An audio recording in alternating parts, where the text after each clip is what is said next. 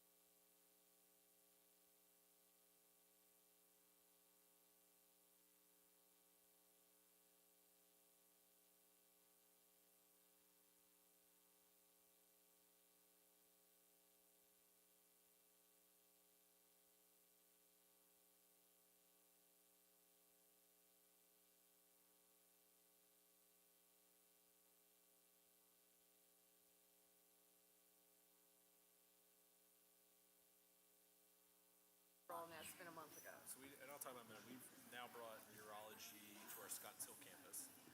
So we do have Yeah. urologists out there at the Good. medical office building. So we can definitely get you set up with someone. Yeah, it's just age and, and We'll you get know the checked deal. out. You're a Get you doctor. checked out. Make sure you're all good. So we'll Yeah. definitely set that up. Who are you? Do you know who did I look up? Who did I look up? The one that I tried to get a referral to? Deborah? Yes. Yes. Yes. Is So- she with you? No, she's.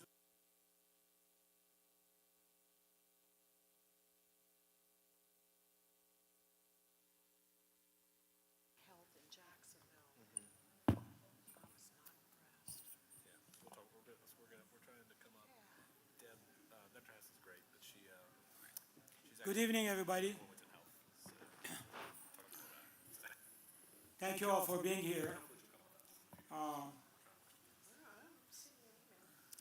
I'm going to talk about the process in just a minute, but first of all, we're glad to have Pastor Bobby Owens from Gathering Church He's going to do invocation for us.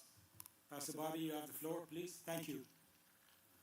Thank you, Mr. Mayor. Thank you, folks. Always an honor to be able to just call us all before the opportunity to give thanks. So I'm just going to ask you to bow and pray with me, if you will. Again, Father, tonight we thank you and we praise you that we have this opportunity to come together as a community.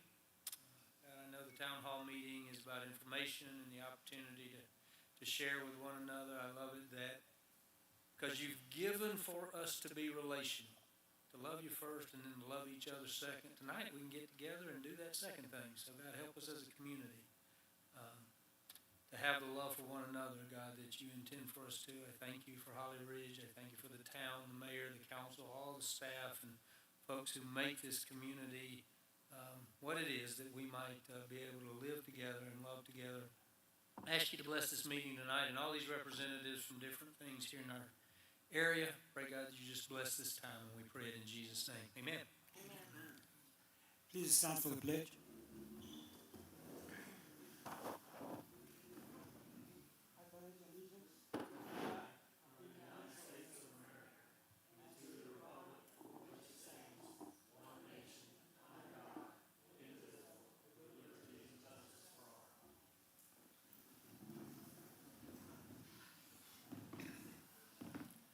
Again, thank you all for being here. This is our second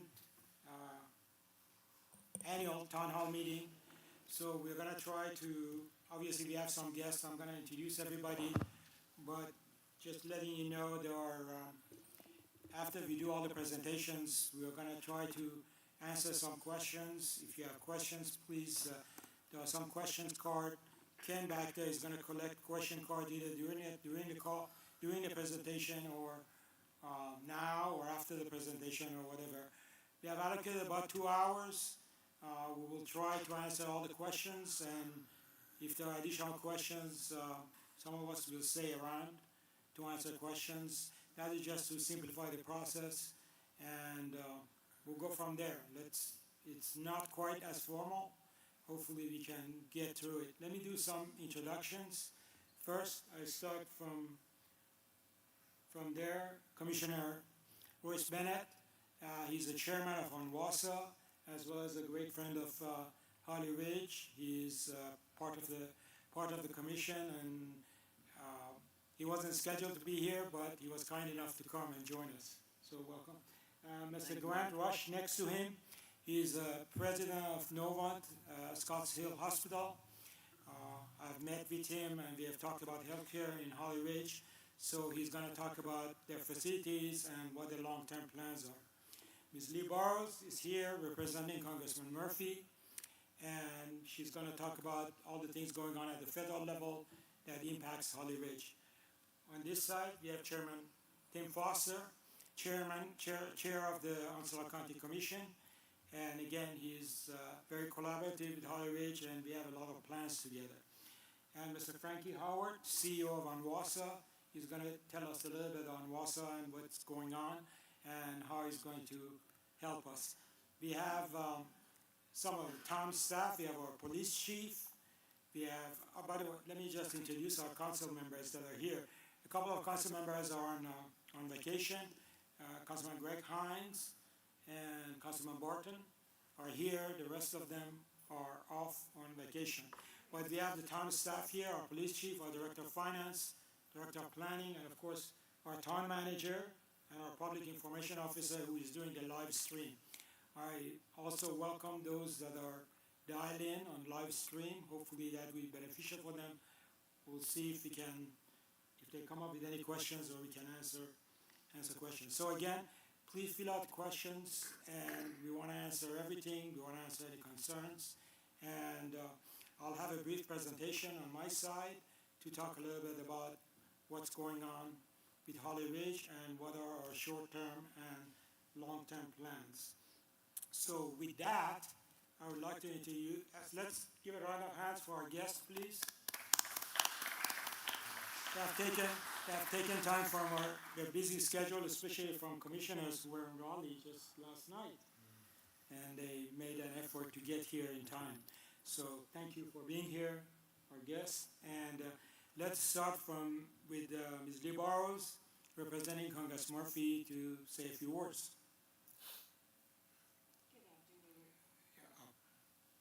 There you go. Good afternoon, everyone.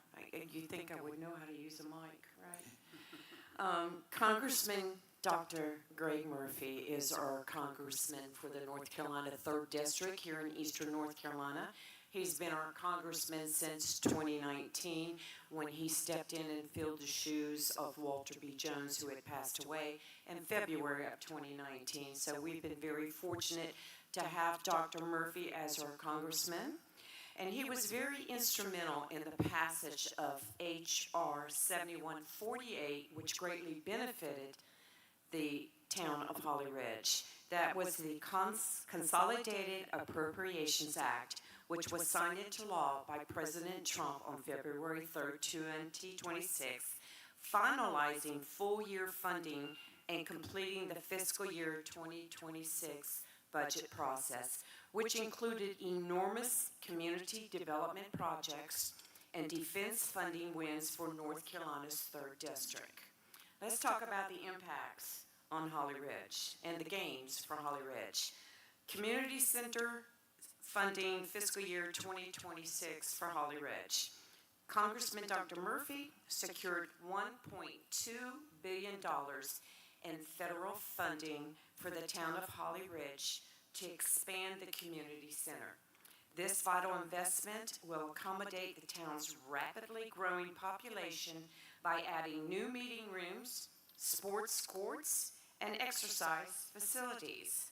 Let's look at some of the project details and impacts that this $1.2 million will help with. Funding amount, $1.2 million in the community project funding. Project scope, expansion of the current facility to create more spaces for youth programs, senior services, public events, and emergency operations. Key additions, exploring options to build sporting facilities such as basketball and pickleball courts. Understand you like to play pickleball, Mayor? Yeah. This federal boost is a critical part of the town's broader master municipal park plan to improve town parks and recreation services without increasing local taxes. Dr. Murphy has supported economic growth by writing a letter of support for the town of Holly Ridge and OWASA's EDA grant to build a new water tower. And I'm sure you'll hear more about that from Commissioner Bennett and Frankie Howard. The grant aims to fund a new elevated water storage tank, 750,000 gallons or larger, in Holly Ridge to improve fire flows, water pressure, and system capacity. This utility infrastructure is essential for sustaining regional economic development, specifically accommodating the expansion of the Camp Davis Industrial Park and supporting the development of Project Ajax. Key details of these projects include Project Ajax, a massive master planned community featuring up to 2,750 residential units and 64 acres of commercial space spanning Onslow and Pender counties. Camp Davis Industrial Park, an ongoing development project that continues to add light industrial lots, generating jobs and spurring local economic growth. Infrastructure scope. The joint venture between Holly Ridge and OWASA also includes expanding water mains along Dixon to Old Folkestone Road. Dr. Murphy has secured millions of dollars for the Atlantic Intercoastal Waterway dredging, ensuring recreational and commercial use goes uninterrupted, supporting small coastal communities. These investments by the U.S. Army Corps of Engineers keep channels navigable and vital for the local economy in Jacksonville and neighboring coastal communities. The impact of this funding on the region includes economic support. The Intercoastal Waterway acts as a marine highway supporting local commercial fishing, fleets, tourism, and recreational boaters. Targeted funding. Legislative packages such as the Energy Waste such as the Energy and Water Development Appropriations, has specifically allocated millions for the Atlantic Intercoastal Waterway dredging, the Morehead City Port and regional inlets like the New River Inlet and Bogue Inlet, flood and storm mitigation, dredging material is often repurposed for beach renourishment, fighting chronic shoreline erosion. And in closing, Congressman Dr. Greg Murphy secured nearly $10 million in fiscal year 2026 community project funding for Eastern North Carolina. Specific awards for the district included infrastructure and facilities, $6 million for McCotter Canal improvements, $1.2 million for the Holly Ridge Community Center expansion, $1 million for fire department headquarters construction, and $1 million for the water tower and looping project upgrade. Safety and training, $750,000 for firefighter training facility construction, $682,553 for the Onslow County Sheriff's Office Rapid DNA Program, $510,594 for Winterville Emergency Services radio replacement, and $254,856 for the ECU police software upgrades. In the waterways, $4,222,000 in additional operational maintenance funding for the Atlantic Intercoastal Waterway. And for a complete breakdown on all these things that I just mentioned, you can view all the officially submitted projects and final financial disclosures on the Representative Murphy fiscal year 2026 disclosure page on his website, murphy.house.com. And I just wanted to leave you with a quote by Dr. Murphy. He's sorry he could not be here tonight, but there's a big congressional ball game going on tonight in D.C., 8 o'clock, go red. And he's playing second base. So if you get home in time, be sure to turn on the TV and watch that. But quote by Dr. Murphy, "It is a pleasure to be your voice in Washington, fighting to address the needs of everyone in our beautiful district. The pace at which Republicans are working to restore common sense in Washington through the government funding process is remarkable, and I will continue my tireless work to be your best advocate." Thank you. Thank you, Lee. And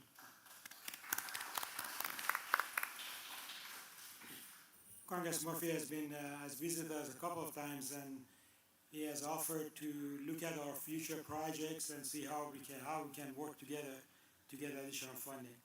So another great partner of ours is our county, and Chairman Foster is here. Thank you for being here, Chairman. And he will say a few words now from the county's perspective. Thank you. It's great to come down to Holly Ridge. Been born and raised here in Onslow County, and watched what's taking place in Onslow. It's not the place that we started in back when I was born. It's really been interesting to see what's been taking place in our little county that's no longer our little county. What you would like to hear tonight, I'm going to share it, and then I'm going to share what's happened to it or what could potentially happen to it. Obviously, I think the biggest thing on people's minds is the current reevaluation that's taking place and the huge numbers that come in, up to 40% across the county, happens over the last 4 years. 4 years ago, it jumped another, was 30 or 40% then as well. So it's just been growing. So what we did as we come into this budget cycle this year is we really started taking into account what is the revenue neutral number from around Onslow County. For me particularly, my house, the revenue neutral number is around 43 cents. Other neighborhoods, the revenue neutral number could be 56, and some could be 35, and so forth and so on. But the average across the county ends up being 49 cents per $100 evaluation. So we started looking at the needs for the county, and one of the first things that we look at is a lot of concerns has been EMS, 911, and the wait times. So part of our goal was to really start building more EMS stations throughout Onslow County to get the response time down to 10 minutes or less through 95% of this county. which I think is on the forefront and something that needed to be a priority for Onslow County. So that is in the budget to begin that process and the design build for these EMS stations to help in that situation. We've worked tirelessly here the last year with our volunteer fire departments and that we've got the fire commission is up and moving again, and we're looking at putting money towards the volunteer fire programs across Onslow County to enhance them, to ensure that safety continues for you as well.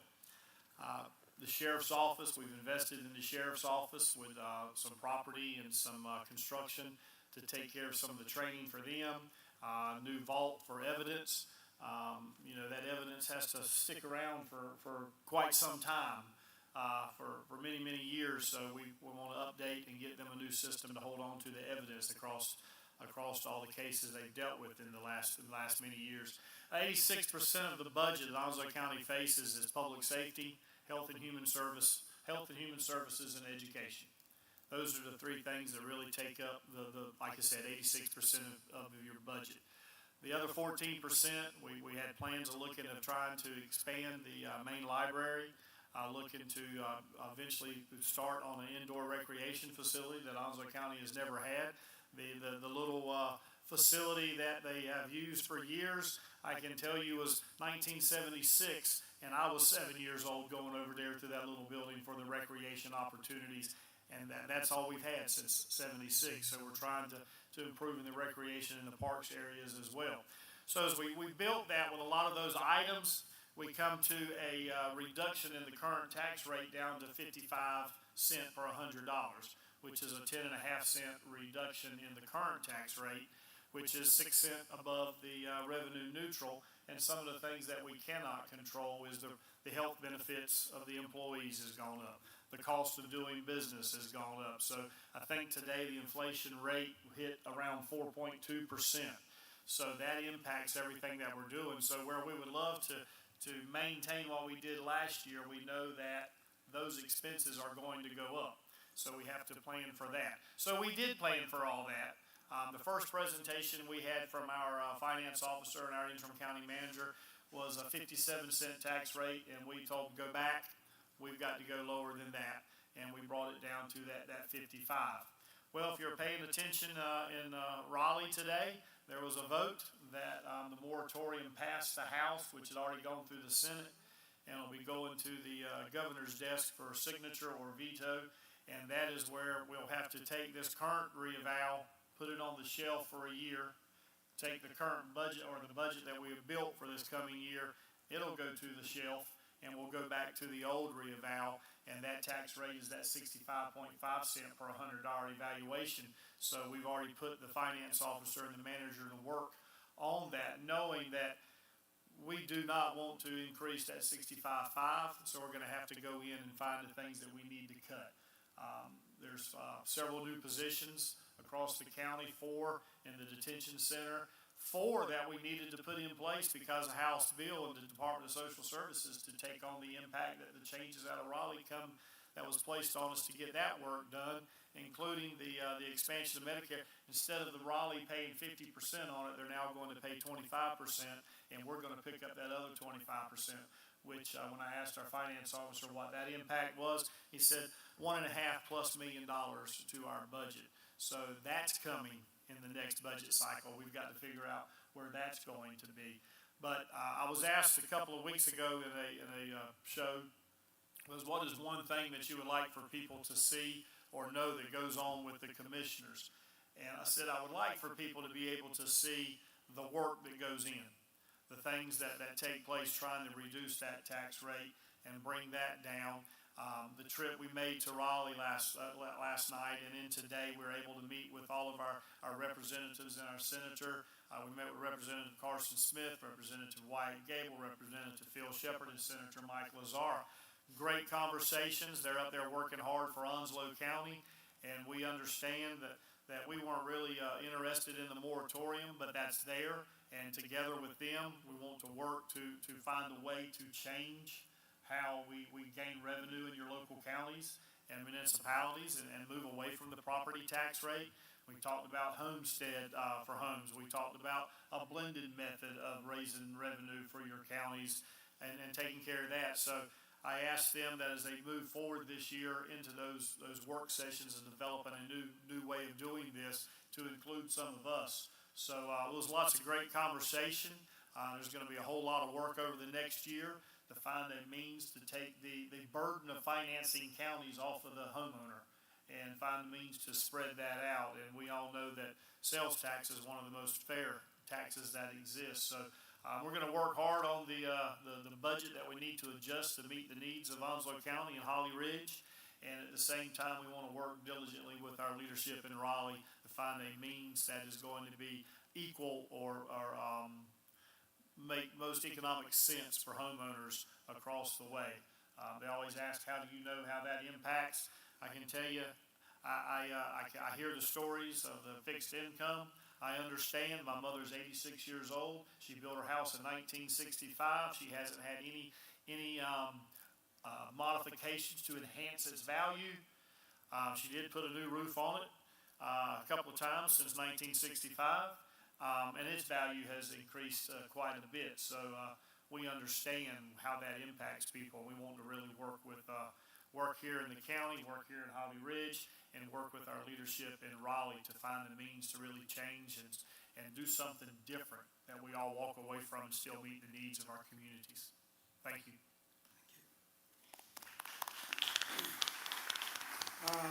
The commission, and especially Commissioner Foster, has been a great partner, has visited us many times, and some of the things we are trying to do, because we are at the bottom of the county, sort of down here in southern part of the county, to try to bring some of the services that are offered at the county here as a sort of satellite office. Yes. Of course, we don't have room right now, but some of our long-term plan is to bring services like senior services, a lot of the health services, suicide prevention, opioid support, or opioid avoidance support, and other services that county supports that we don't have to go, that the citizens don't have to go all the way to Jacksonville to get those services. Maybe have a rotation of, one office a month, or one office a day, or one office a week. We haven't worked that out.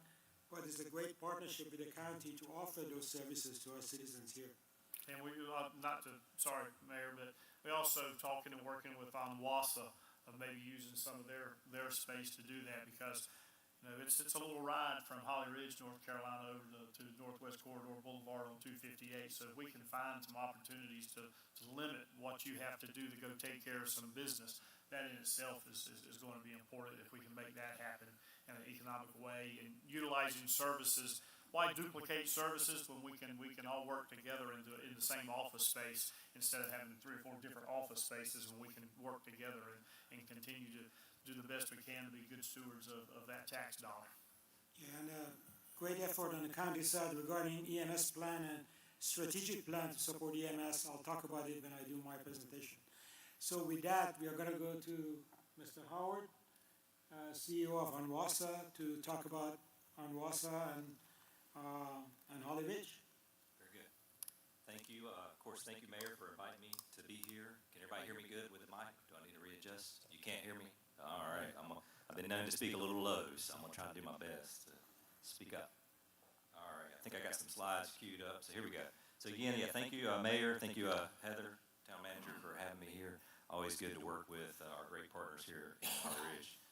Town Board Member Greg as well is one of our directors. So got a few slides, and then, of course, I'll be able to answer questions later on, I guess, if we have some for ONWASA. So just if you've been to one of my updates to the board, you've probably seen some of these slides, but just generally giving you an update on kind of who we are.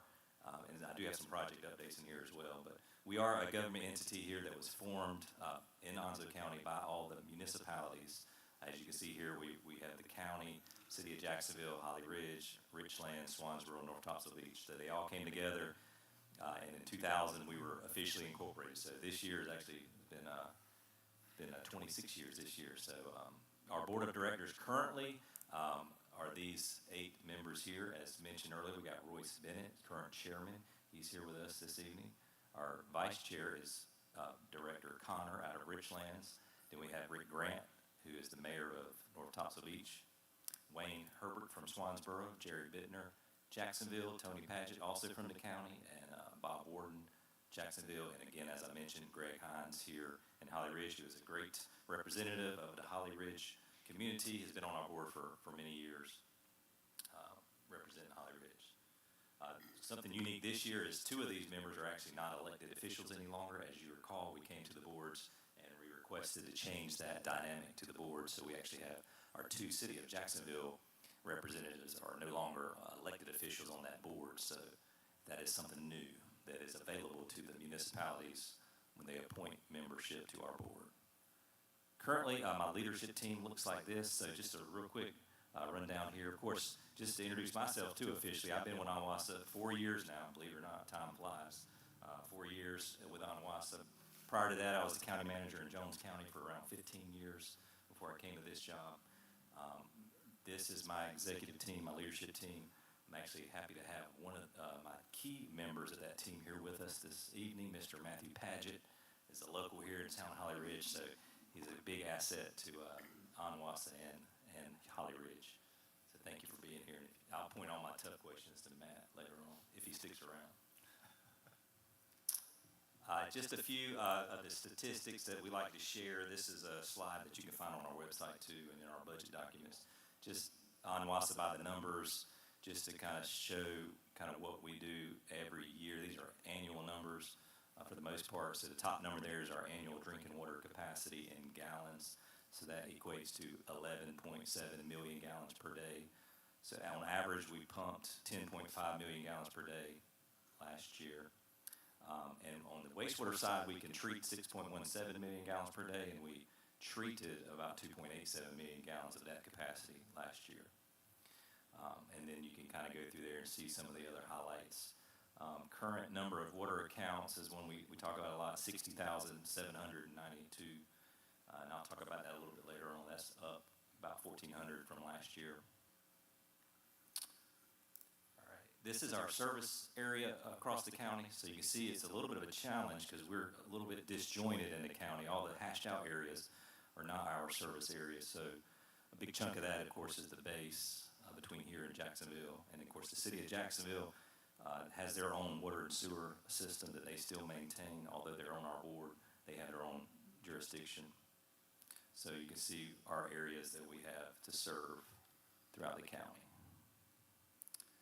This is the yearly meter install. So I mentioned the number earlier, 1,400. I think it's the number, if you total all that up, 1,413 meters were added to the system in 2025. The little blue dots are where those meters were actually physically installed in the system. So you can see where they're spattered out throughout the county. A good chunk of those are in that Dixon service area, which includes Holly Ridge, Sneads Ferry.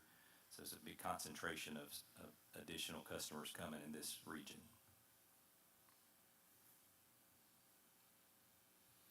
This is our production numbers over the years. So this slide goes way back to 1987 when we relied solely on the Black Creek water system. That's what that blue color is. I know it's probably hard to see. You probably can't read it. I can see it really good here in this big screen. But anyways, just to tell you what the colors are, the blue is the Black Creek system back before we changed to drawing water out of the Castle Hayne Aquifer when the county built Dixon and Hubert water treatment plants. Then you started seeing the green and the red production numbers. This area is primarily served by the Dixon water treatment plant, which is that green bar. So you can see over the years we've pushed more of our water usage to the Dixon and the Hubert water treatment plants because the state has told us we had to come out of the Black Creek Aquifer over time. This is just what that same graphic looks like on a monthly basis, so you can kind of just see month by month what our production numbers are, and you can see we peak out in July and August. June, July, and August. Our summer months are our peak months. As you can see, in June of last year, we had a really big spike. This is our wastewater treatment capacity over the year. So in 2025, we had these totals. For this area, Holly Ridge, that's the one that's highlighted in red. Red is not a good sign. Red is where we were sort of maxing out that lagoon plant that we have. That was the Holly Ridge wastewater treatment plant. Why that number is what it is we're currently sending all the summer house flow here to Holly Ridge for treatment because the summer house plant is down for renovations.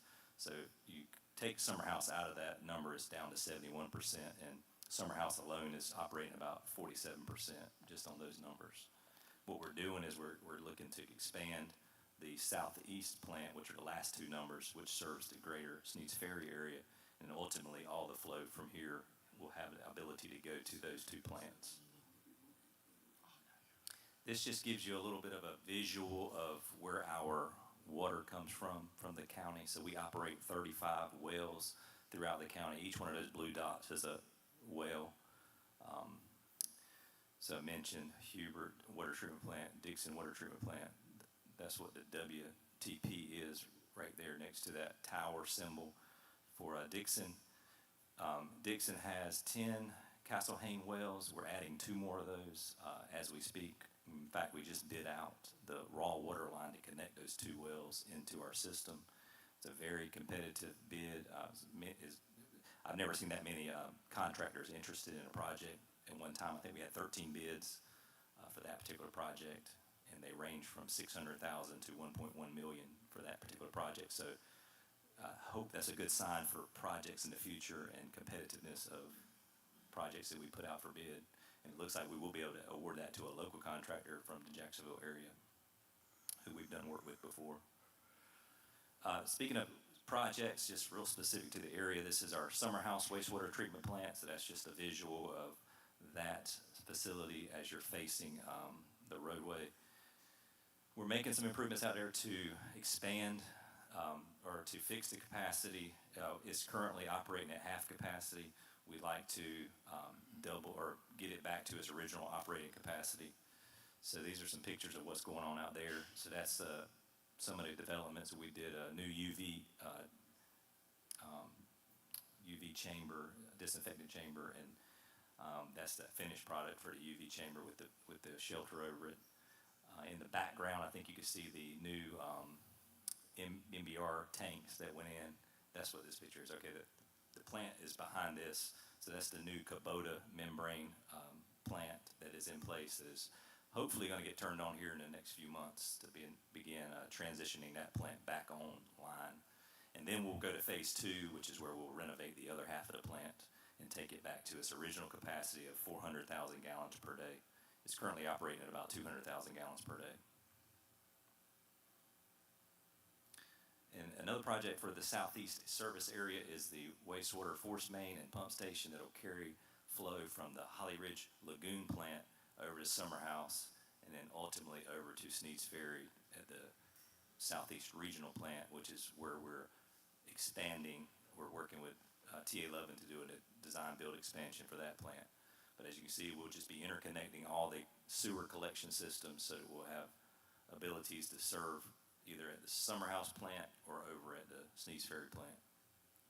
This is some snapshots of projects. As you can see, we got some pump stations going in. That's what these are. Got an excavator doing some work there. One of these is, I think, at Summer House, and the other one's at Holly Ridge plant. That's the force main going down to connect these 2 facilities. Again, some work at the Holly Ridge Lagoon plant where we're putting a new pump station in there. If you want to look at some of these more yourself specifically, go to our website. We have a new page dedicated to projects of interest, so we try to update that on a regular basis so you can see some interesting drone footage there to see all our projects that are active throughout the county. One thing we did this past year, we just finished it, as you can see, we started working on 2024, was a water system master plan. So out of that project, we actually had the information needed to support the grant application you heard about earlier. We have applied for an EDA grant for an additional water storage tank. So as you can see on this map, you can see what looks like a water tower. Those are our water towers throughout the county. And as you see, there's only one in the Dixon service area. We need a couple more.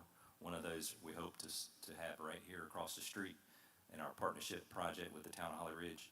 And then perhaps we have another one out towards North Topsail Beach to help serve the island and our booster station that's there. So we work with a consultant to do a countywide water model that hadn't been updated in quite a while. This map just shows every water line in the system. I know it's kind of hard to see. If you want to see that more specifically, you can actually see our water lines now on the county's GIS page. So you can see every water and sewer line through the county. It's a partnership we got with the county. Royce was real big on trying to get that set up for years, and we finally got it released and put on there. This just zooms in so you can see the water lines in and around Holly Ridge and Sneeze Ferry. One of the things, so we mentioned the water tower, but over half of that project that we requested funding for is for a 24-inch water line, because if you just put the water tower there now as the system is designed, there's not enough flow to fill up a water tower of that size. So we're putting in for a 750,000 gallon tank, which is identical to the tank that's out in Sneeze Ferry now. So it'll be a duplicate of that tank. And so in order to fill it, we got to put a 24-inch water line down 17, about 16,000 feet of 24-inch water line. So I think just that part of the project alone was estimated at like $13 million, and then the water tower is roughly $7 million, so $20 million project in rough numbers. Hopefully that's a high estimate. You know, we're in our early stages of estimating that project. Luckily for us, Brunswick County is about to bid out a project, a very similar size project, so we'll have real numbers once they bid theirs out to be able to tighten up our budget a little bit. So speaking of budget, wanted to just mention that our board adopted our budget a month earlier than normal, so we did it in May, trying to get ahead of the county and all the stuff going on at the county and town level, you know, since they're so exciting there. So we've got our new rate and fee schedule that's available for viewing on our website. You just go, there's under news updates on our website, you can see all the budget documents, the revised rate and fee schedule. So what was presented originally, the board wanted us to go back and update to try to adjust the rate and fee so there would be a minimal impact on, say, your average user versus a larger user of the system. So just on dollars and cents, I know it's easier to hear dollars than it is sometimes percentage. And again, all this is on our website. But for the average water customer, which in our system, believe it or not, it's only 4,100 gallons per month. So that's what our system computes as our average water user. The increase for water will be roughly $3.19 per month. And then on the sewer side, it's $7.41 per month on that same 4,100 gallons. Just to kind of go through some of the slides that we shared with our board. So this is just a snapshot of some of the expenses Onwassa has seen increase over the last 5 years. So this is treatment supplies at all of our treatment operations. So what was roughly about $1 million budget in 2020 has gone to over $2 million. That was just last year, and then this year it's even higher than that. But these are real numbers that we closed out fiscal years with. Utilities costs, are just, you know, we're a customer too. We buy utilities for powering the plants. So it went from 1.3 to 1.8. Our fuel cost, so just keeping vehicles on the road, it's gone from 150 to 279,000. And then equipment fuel cost is 16,000 to 41,000. And that was all my slides, Mayor. Thank you. Thank you. So I'm sure you're gonna get some questions regarding water quality, so just heads up. Okay, while we're talking about Onwassa, let's go to Commissioner Bennett. Do you wanna make any comments? Oh, sure. Thank you, Mayor. Hey, thank you guys for being here tonight. I appreciate you letting me horn in on you at the last minute. I don't wanna repeat everything that you've already heard the chairman and Frankie say. But the commissioners are very concerned about your property taxes. We all pay property taxes too, and we've worked very hard to keep your rates, the rates as low as we can with the new valuations. I go to the tax office every year and write my check, just like many of you do. And I have to remind myself every time that our local property taxes pay for local services in Onslow County. We're not, you're not paying for any federal or state services with your local property taxes. So Chairman and I both serve on several committees outside of the commissioners and on WASA that I serve on. So I'm going to change gears a little bit because I also serve on the board of the North Carolina Insurance Underwriting Association. Many of you have wind and hail insurance with the Underwriting Association. And I wanted to tell you, I'll tell you real quick about a couple of new programs that we just implemented this year. Some of you have heard about fortified roofs, and you can put a fortified roof on your house, and it will. You can get a $6,000 grant from the NCIUA from your insurance company to put a fortified roof on your house. Your insurance company spends $6,000 to help you with the roof, and it saves us thousands of dollars in storm damage when we have a storm. And if you live on the beach, if you're on the coastal beach side, you can get up to a $10,000 grant to put a roof on your house. Well, the two new programs that we have this year that you may be interested in is, first of all, we have a loan program. So if you need to put an $8,000 roof on your house, you can get a $6,000 grant, and you can borrow another $2,000 to help you make up the difference. So you can go ahead and get that roof done. It's hurricane season now. We don't want to talk about that, but it's a good time to get you a new roof and get fixed ready for the season. So you can get a loan to make up the difference. It's a low interest loan, or if you are low income, you can get a grant. There's a grant program if you meet the income threshold, and I don't know off the top of my head what that is, but if you meet the income threshold, you could get a grant to make up the difference between the $6,000 grant and whatever your roof actually costs. And if you want to write down strengthenyourroof.com, if you go to strengthenyourroof.com, you can get all the information and the applications for those grants.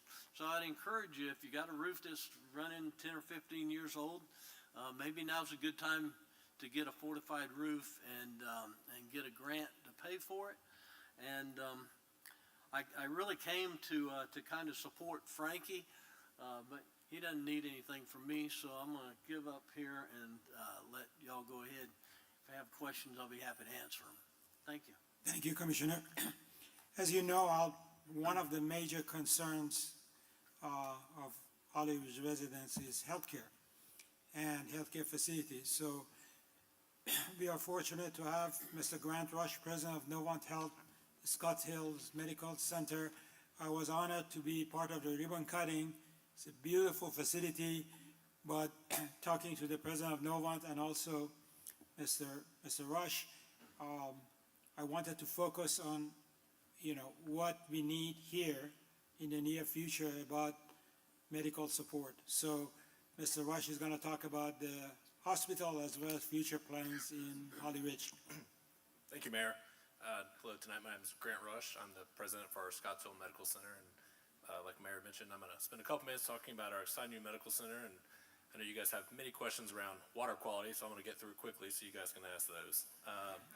So I joke, but Novant Health, our organization really is committed to bringing healthier futures to life, and so that doesn't just mean healthier futures whenever you need to come to a hospital. That is healthier life. So we really focus on our team members, where they live in their communities. How do we create access for healthcare close to home? Our goal is to not have you have to travel an hour, 30 minutes to get healthcare access. We want to figure out how to help that, create it in our communities where they exist, and support our families.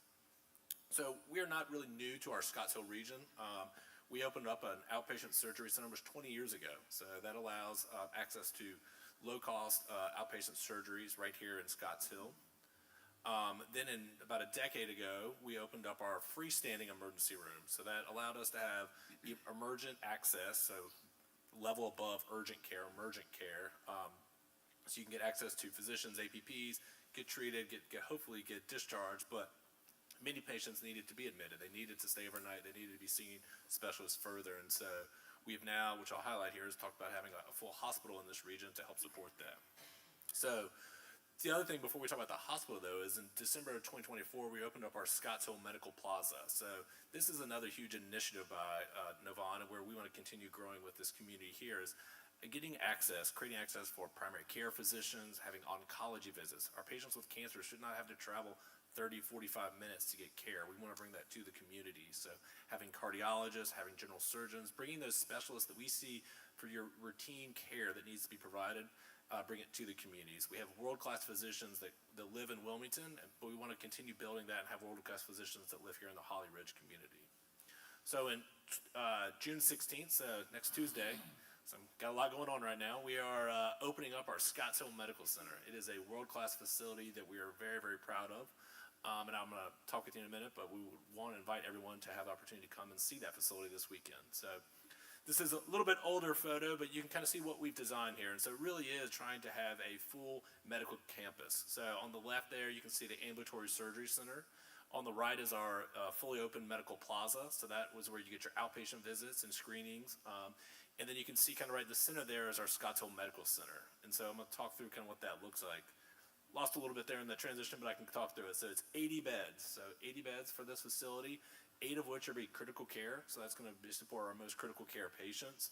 Our emergency bays has more than doubled in size to 28 bays. We're also going to have 8 operating rooms in this facility.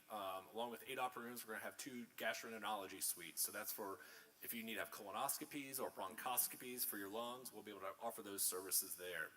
We're also going to have a cardiac cath lab. So if anyone's ever had challenges with their cardiologist or with your heart, so a cardiologist can help open up blockages. So in a cath lab, we'll have a cath lab there, along with an electrophysiology lab. If your heart's not beating at the right rhythm, we get it right back in the right rhythm for you. In our medical office building, again, this is some of the proudest things we are of, is having that primary care, our cancer services. That's just been so huge. Having access to radiation and medical oncology. We want our patients to be treated right there in the community. You can see our surgical services that we're offering, and then behind there is a little bit is our heart and vascular gym and rehab facility. So really, again, offering full scope of services here in Scotts Hill. And so what I'd like to close with before I talk about Holly Ridge is, really we have our community day this Saturday. So this is open to anybody in the community. If you have interest, kids, family, please come by Saturday, June 13th from 9 to 11. Our full facility will be open for everyone to walk around, kind of get in the back, see places you'll probably, hopefully never want to go to again in a hospital, but you have the access to walk in there, see the ORs, see the patient rooms. It really is just an amazing facility that we are very proud to show off. Then Mayor asked me also to talk about, okay, well, what's next? That's great. And we recognize Scotts Hill is not Holly Ridge. So what we are looking at now as we open this facility is, and Mayor I was honored to be hosted around the town and see some of the different opportunities. We recognize we want to look at expanding services continue north. And so future plans will be looking at hopefully establishing a freestanding emergency room, similar to what we did in Scotts Hill for a decade plus, getting access to emergent care. Then we also recognize we want to look at medical office building. How do we bring our physicians and grow physicians here in this community to be part of that? So having primary care, having access to oncologists, having access to cardiologists, general surgeons. So what to look at as this community grows, we want to grow with it and be the healthcare provider that helps support you guys. And so I'll remain around here for afterwards. If you have any specific questions or just concerns around healthcare that you need help with, I'm happy to help with that. Thank you.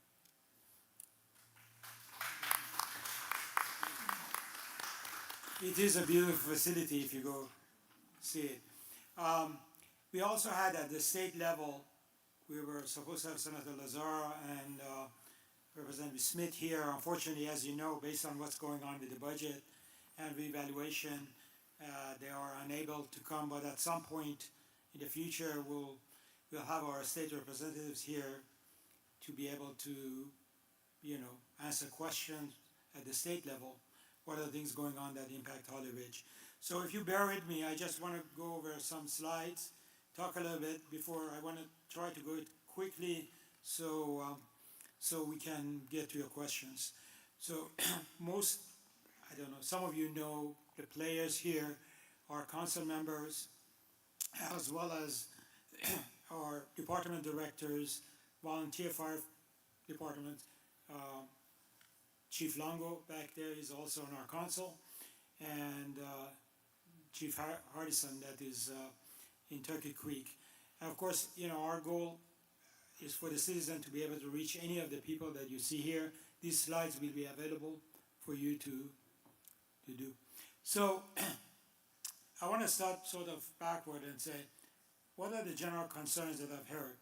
And I've heard all of these: growth, budget, fire and EMS, transportation and school and so forth, as you can see. And some of those, we are working in various capacities to try to deal with it. For example, I'm just going to go to transportation. The best we can, transportation under control of the Department of Transportation. The best we can do is be part of various committees and put our growth projections in front of them, look at where the roads are and so forth. The same with schools. The best we can do is to participate in the committee meetings, participate in the school monthly meeting, as well as provide growth projection to them. And actually, we are making progress in school. We are making progress in transportation as well. You heard about water and sewer, and I'll address the rest of them shortly.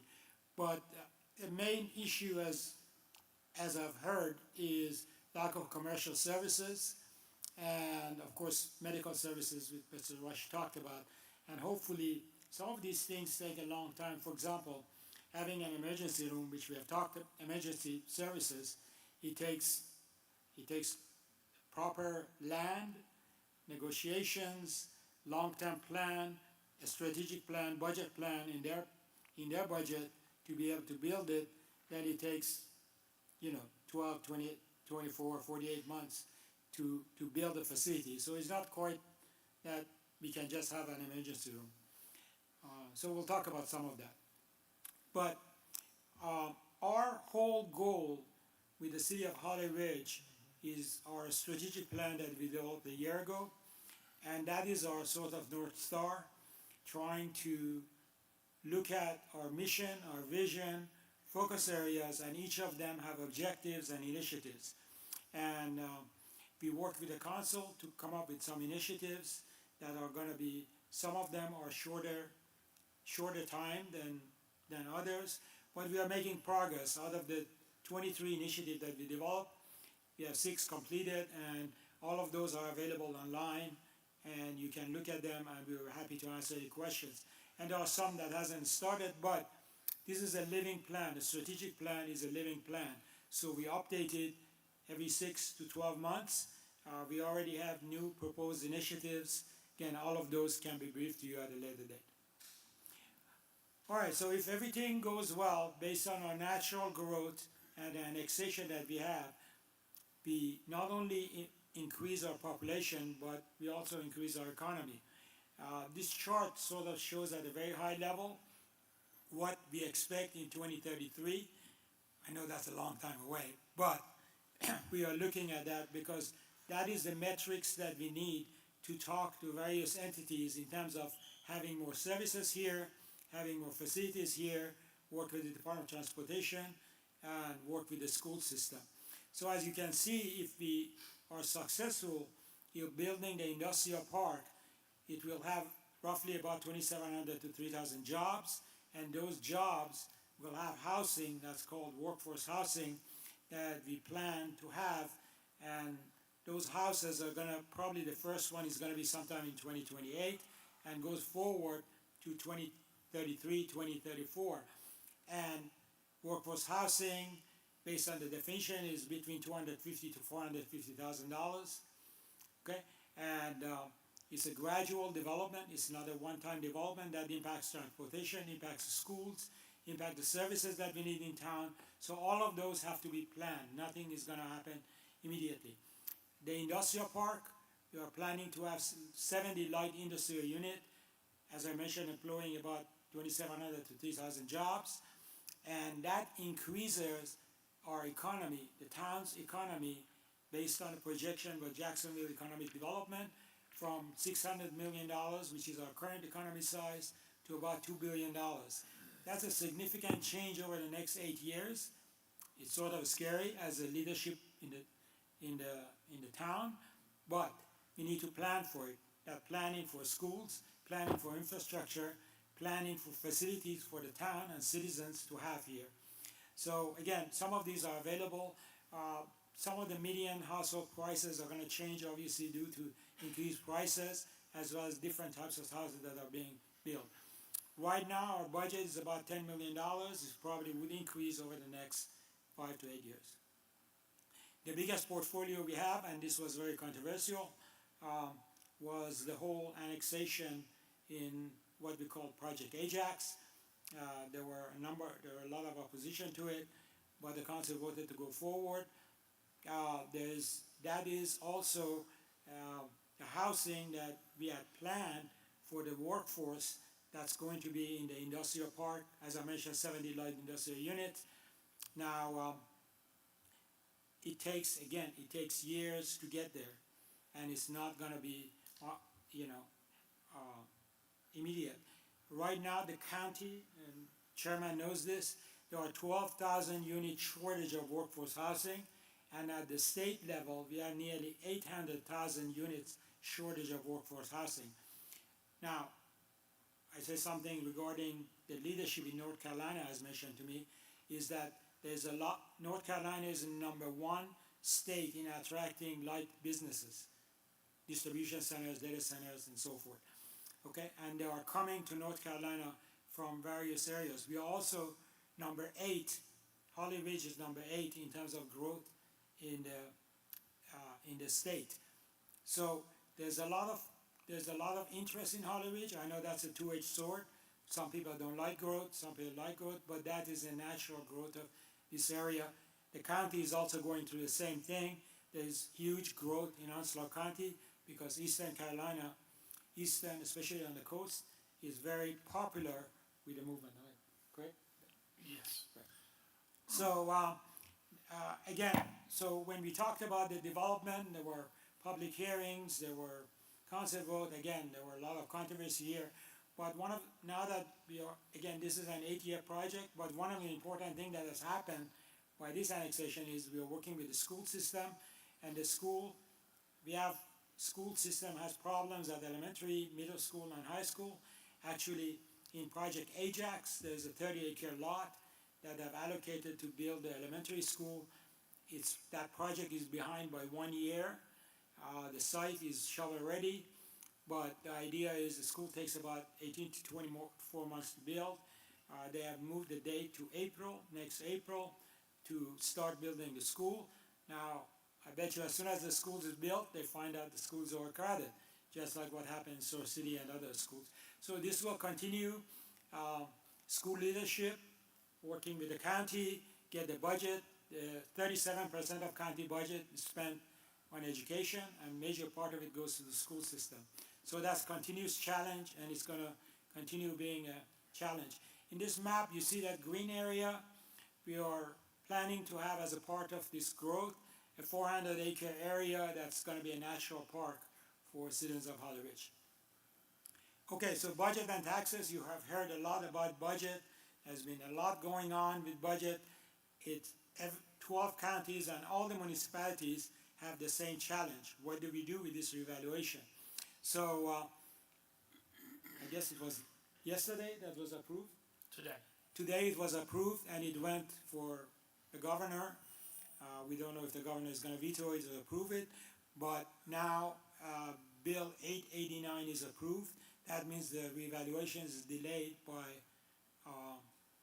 1 year. Now, we worked several budget sessions trying to deal with this revaluation. Now, as Chairman said, we have to sort of go back to the drawing board.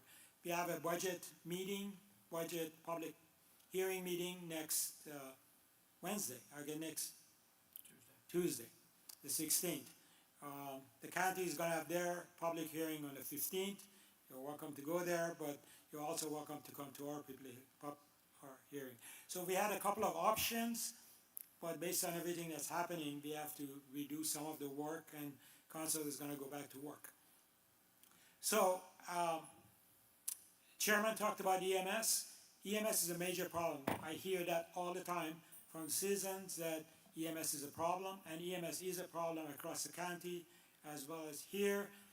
The county has been great to encourage a strategic plan for the EMS system. We also are lucky to have, we are the only volunteer fire department that we have under Chief Longo, that we have fire medics. That is halfway through the EMS support, but we can't transport. They can do everything other than transport, and that's a whole area that we can talk about or answer questions. But the EMS team in the county, they have some data regarding staffing and night shift and day shift, but their strategic plan is to have 13 EMS stations across the county, of which one of them is going to be in Holly Ridge. Now, Chairman talked about our partnership. One of the areas that we are partnering on is working together and find a facility for them to have the EMS station, as well as having a satellite county office. So when we talked about our next step or future plan, we talk about that in a minute. But the counties is pushing very hard, correct, to get the EMS problem. Some of that problem is the staffing, some of it is salaries, some of it is good candidates. So there are a lot of challenges, but the county is working toward the fix. Okay, so the other initiative that we have, and I'm just going to run through it quickly because I want to get to your questions, is what are the short-term things that we are doing? Obviously, we have to continue improving our services in any way we can, both in terms of staffing, in terms of response time. We also, as you know, there's a little building over there called Penslow Building that Wilmington Health used to be there. They left. That building is available because we are bursting at the seams in the town hall. We are making some changes so all of our planning and development team can move there in Penslow building. There has to be some repairs done that we are doing that the council approved. In Parks and Recreation, obviously the council has approved improving and expansion of parks and recreation. So a little bit of a longer term, because of where we're going, is really we need to, just like a lot of towns are doing, as you look at Surf City has done this, is a long-term plan of having a sort of a civic center. We are looking at different possibilities of having a place where all of the town services will be centralized there, offices, county satellite office, as well as police and emergency shelter. Especially, we don't have an emergency shelter and EOC in this area. So one of the options that we are looking at, we would have a huge area that we would have supplies and shelter for EOC because we are in a hurricane-prone area. We are working with North Carolina Department of Commerce on what they call Main Street Initiative. Main Street Initiative is sort of long-term look at, can we have, for lack of a better word, a downtown area, however it is, maybe one piece at a time, but as a whole. So that's one of the initiatives we're working, and we are looking for grants. Again, at our level, we don't have a whole lot of money to just spend. So we are working with all of our partners at every level trying to get grants. There are long-term grants. This grant that Mr. Howard talked about for a water tower, we started about 3 months ago. They're still telling us this, 6 months before they make a decision, and then it's another 24 months before it's built. So things take time, and these grants just take time to go after. And we have a grant program now. We are not reactive anymore. We have a grant program. We have a schedule of grants that we're going to apply for, and we have applied for some federal grant. Most recently, with Senator Tillis's office, we applied for a direct funding for about $13 million, and unfortunately, we were competing with a number of different entities that were applying for $6 million. So the feedback that we got is, you should have broken it in 2 pieces because you would have gotten one of it. So that's a lesson learned for us. I take the blame for that, but we have learned at the federal level what works, and of course we worked with Congressman Murphy, and that was successful. So we keep at it until we get there. In terms of commercial growth, I hear a lot about commercial growth. Commercial growth is based on entities that are interested to coming and opening up a business, whether it be restaurants or anything else. They have a specific metrics in terms of population, and they have to be profitable. that is also true for healthcare, unfortunately. But what we are doing is with our commercial partners, we are providing the metrics, the growth, the timeline, and that is the only way that we would have more commercial services because those entities have to be profitable. Now, one of the areas that we were hoping to get through is a shopping center in front of the Evolve, which would have an anchor grocery store and other stores around it. But unfortunately, we have some difficulty with Department of Transportation in terms of installing a traffic light there. Senator Lazara is helping us get through that. He has been a great partner for us because he's part of the Transportation Committee, and hopefully he has committed to push and push and push until we get that done. Once that's done, then the landowner or the developer can sign the agreement with the sort of the anchor store and all the, and once the anchor store is signed, then all the stores associated with the anchor store will go forward. And of course, healthcare, you heard from Mr. Rush. Great that we are not, obviously, I've heard from people, why don't we have a hospital here? I was interested when we were doing the ribbon cutting that the hospital at Scotts Hill was 60 years. The only hospital that was built in 60 years in this area. So we're never going to have, with our size, a hospital here.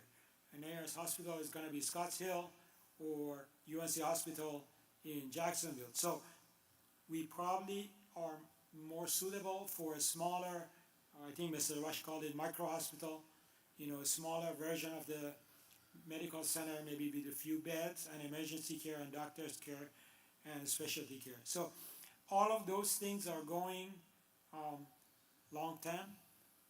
Just some of it is going to take time, and we really don't have a whole lot of control over it. So that is my pitch, my presentation. What we are going to do, if you could, if you have the questions already with Heather, she will read the questions and she will point you to whoever the question is for. If you have additional questions, just pick up a card. Ken is going to pick up those additional cards from you if you have additional questions. We try to answer your questions. If we don't have the answer, I'll get the answer. But our objective is to address, no matter how controversial it is, to answer your questions. So with that, It's on. you want to? I was just checking, it's on. Yeah.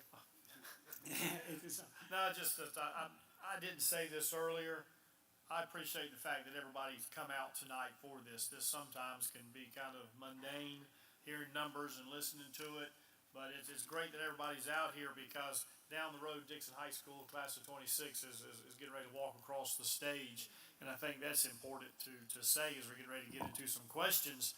But Onslow County, when it comes to the state in North Carolina, Onslow County's local funding of schools, we are number 8 amongst the 100 counties. So education is definitely a driving force here. And when we said we want to be our vision was to be the coastal community of choice, everybody believed us because they are coming to Onslow County and Holly Ridge and everything else. So, we've done a great job of telling everybody how great we are. Now we need to convince them that you need to slow your roll. Let us catch up to what's going on. Thank you, Mr. Mayor, for giving me to take that time to say that, and we'll get going. Okay, just one item before we start, we answer the questions. There's been a lot of questions about the housing authority, the apartment complex that's there. That is going through some litigation. I'm gonna read the statement that the attorneys have given me to read, because that's all we can talk about, but it's a subject of interest to everybody that I've talked to. So the town of Holly Ridge remains committed to pursuing a solution to the ongoing litigation involving the housing authority property. As a part of this process, the town is moving forward with the preparation for the demolition of the existing structure. The building may also serve as a training opportunity for the firefighters from across North Carolina. What that means is that at some point you may see firefighters fighting fire in that apartment complex. Town administration recognizes and appreciates the public continued interest in this matter. However, because property remains the subject of active litigation, the town is limited in its ability to comment on a specific aspect of the process. The town is represented by an experienced legal team and will continue to provide update as they become available. So, all right, with that, town manager, and Mayor, would you like to take maybe a 5-minute break so that if people have questions, they have time to write them down? okay, it's 7:10. We'll get back, we start at 7:15 and start answering questions. This is your opportunity to get new cards and ask questions.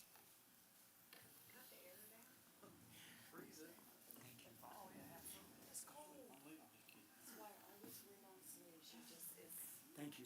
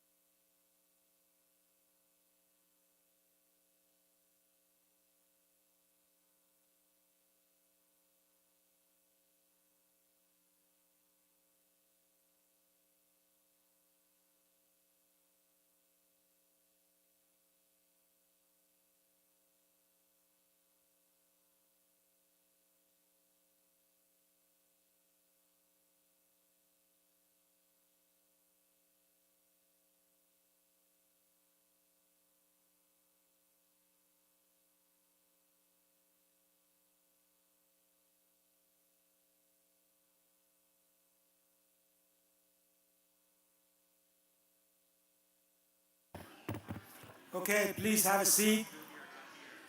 Please come back to your seat so we can get started.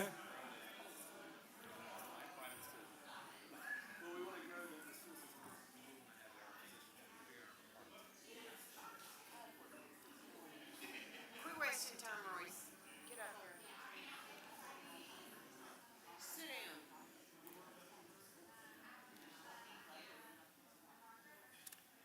down. Okay, we're gonna get started. I know not all the questions are for guests, but we appreciate our guests as they are sitting here and patiently until all the questions are answered. So, I think our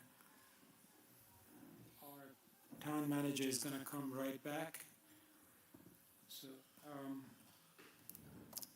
Mayor, may I also mention that I brought some koozies and ink pens for anybody who would like to have one, yeah. courtesy of Congressman Murphy. Please grab one on your way out. I want to introduce someone in the audience, Melinda Lazara. Please stand up.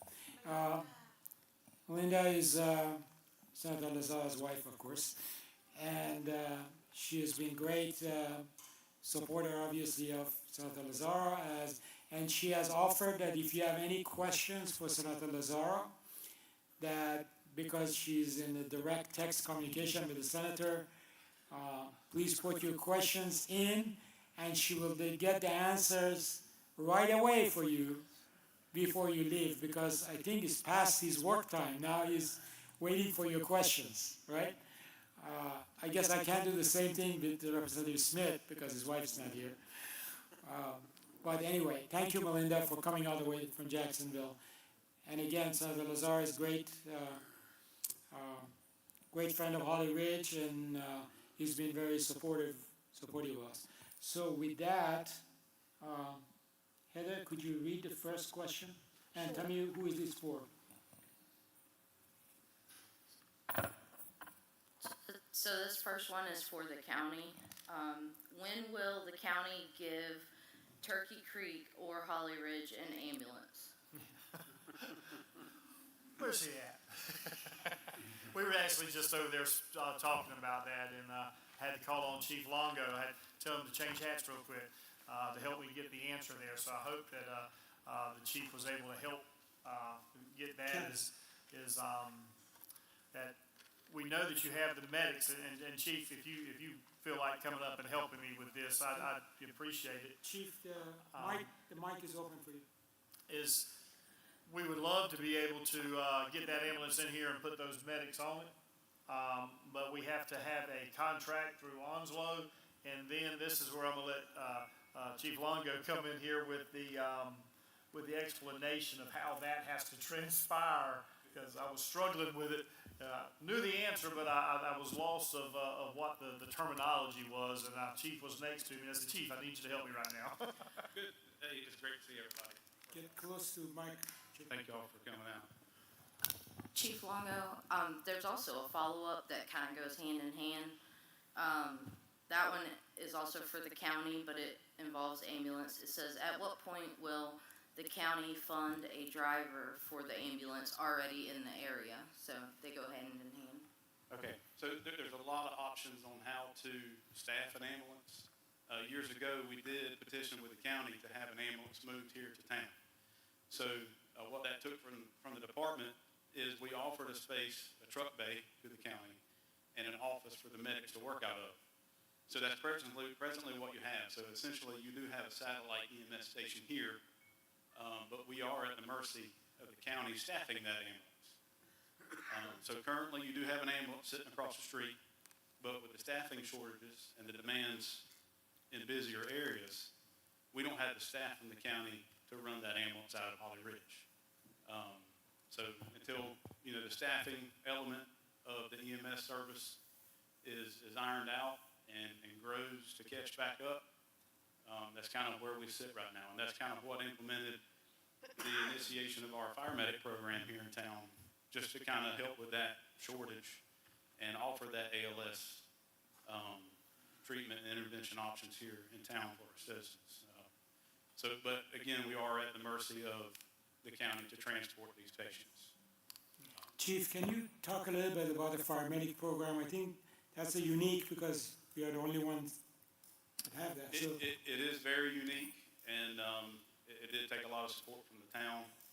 The town does fund that 100% as far as the employees and the equipment to have that position here. And what that position is basically is advanced life support, medical provider, pre-hospital care here for the town. And it's not a transport unit, like I said. But it took just about a year to get that process and approval and credentials with the state and the DEA, because we have narcotics across the street that we have as well. We have specialized equipment. We have just a cardiac monitor alone was just over $60,000. We also have a Lucas device. It's an automatic mechanical CPR device that basically takes that person away from doing chest compressions during a cardiac event. So there's a lot of things available here throughout that program. But again, we can only do so much, without that transportation option through the hospital. So I do know that in the long-term plan, the strategic goal is to have a staff ambulance here. I have discussed options with the county emergency manager, Mr. Kinlaw, about even if the county provides a basic level staffing for the ambulance and to utilize our medic here as needed. So where that ambulance may not be equipped or provided the ALS provider, the personnel, we would at least be able to transport that person with our medic when that time is needed or comes. But downfall on that, if our medic has to transport, there's only one of them, it would take that provider out of town, and we wouldn't have it until that ambulance comes back. And a lot of times, if the county ambulance is staffed, that's kind of what happens to that. They can only answer one call at a time, and then that turnaround time to get from the hospital and back to town here in Holly Ridge normally doesn't occur. Right now, it's a 12-hour staffed ambulance. They're here, it's great when it is staffed, but after that first call, they transport to the hospital, and then we don't see them until they get to go home because the demand in the city overwhelms their system, and that truck is stuck in the city answering calls. And that's the reason, when you get Mr. Kinlaw and you get the chiefs, when they start speaking, they really know what's going on and how to make this work and improve this. It's the reason I deferred to him because I've talked with the chief a few times with the incident last summer, I believe, and he had called me and we come down and we talked, and that's become part of the strategic planning for Onslow County is how can we get these buses staffed 24 hours to where when that call comes in, it's there, and that's a job, and the chief has done a great job here in Holly Ridge with the paramedics and getting those in a position to help. So it's taken everybody. Then you get into the franchise license for the ambulance services. And Onslow EMS is the only one with that, and the only one that'll probably have that for quite some time for different reasons. And that application process would kind of be the same length of time. Yes. But because we would actually partner with the county and work under their franchises to be a transport agency. And the chief keeps great data in terms of response time and frequencies and the type of call and so forth and the level of urgency. Unfortunately, there was an incident during the snowstorm. You want to talk about that a little bit? It's unfortunate, but let's just talk about it. We can, and we actually just had one this past weekend, kind of the same scenario. But first off, I would like to share the frustration that you guys see in the instance that you may see an ambulance or an emergency like that occur. We see it all the time. So the frustration that you guys go through, if you happen to have a friend or a loved one or yourself that experienced a medical emergency and expect to see an ambulance or a provider there to you quickly, a lot of times you won't. And we spend a lot of time on scene, and not to talk bad about the people who provide the service, but you can only control what you can control. but we spend a lot of time on scene with patients, waiting on transportation to the hospital. So I know there's a lot of things working in the background to help this, but yeah, so the calls that they were referring to, that first one during the snowstorm was a cardiac arrest call. So our providers, battled the snow to the summer house, and so we got there in a good amount of time, but the ambulance that was dispatched and responded to that call came from Western Boulevard. They had just cleared from the hospital.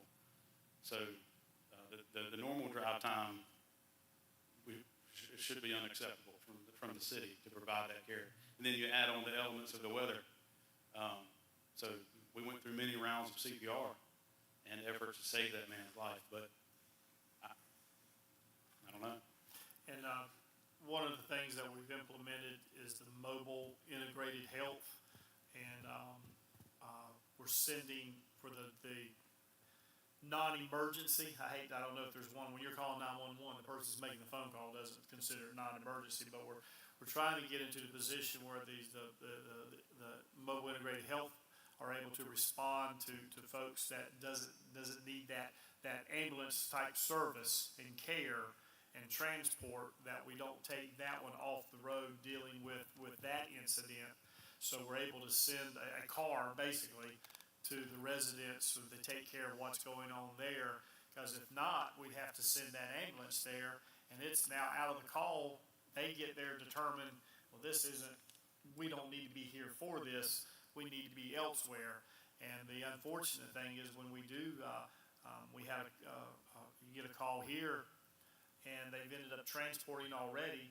They could be sitting at Western Boulevard, and they're restaffing, or not restaffing, but they're cleaning the ambulance up, getting all the materials back in place, and then the next call comes in, and the closest ambulance may be in the Georgetown area, which turns into, as you said, a normal time without weather is still a long time to come from that area. So part of the new budget was to get those EMS stations built, get them in place to really take that response time into an acceptable response time.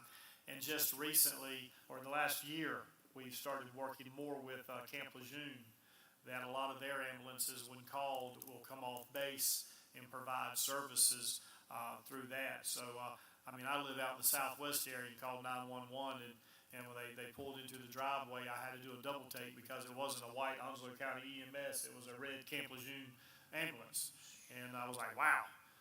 So as much as it hurts us to see the things that are taking place, there's a lot of work going on to trying to alleviate that. And I appreciate the fact that the chief said is that we know there's problems. When we say there's problems with EMS, it's not problems with the people that come to provide the care. Those men and women are working their selves to death. Unfortunate saying it like that, but the men and women that are showing up and being there, they are working hard, providing great care, and it's not because they're not doing their job, it's because of what's going on with getting people hired, getting them into the pipeline, getting them into the ambulance, and then being able to keep them here, and then getting ambulances here to put them in. So I do want to make sure we share that, and I appreciate the chief saying that, is it's not the people. The people are great and working really hard, and we've got to find a means to get these new EMS stations set up, get people in these buses, and when you call 911, we get there in a time that saves lives and is not something that we could lose somebody because we're not able to get there. And we're going to have to work real hard on that with having to go back to the last values and see what we can do to keep that on target to meet the care that everybody deserves and needs. Yeah, Hope that helped with your question and everything. So yeah, and the chief and the team keep a lot of good statistics about the calls and the response time. I know, heavens forbid, any of you or anybody here or anybody in town, when they call for an emergency, every minute feels like an hour. But they have a lot of good data. That data is shared at every council meeting, and they're doing a great job. But again, from the recipient perspective, it may not be satisfactory, but there's a lot of data. You're welcome to look at it in terms of response time, right, Chief? And share with you and answer any questions. I think Chief got recognized back in, was in the fall, at the, over at the station. You got recognized, was it Woodman of the World, or? Last fall. See, he don't care. He just goes out and does his job. I can't remember what it was. The celebration that was there. The celebration last that day. August. You're right, it was just kind of an appreciative. Right. He had me looking, thinking, man, I'm getting old. I'm making something up that didn't happen.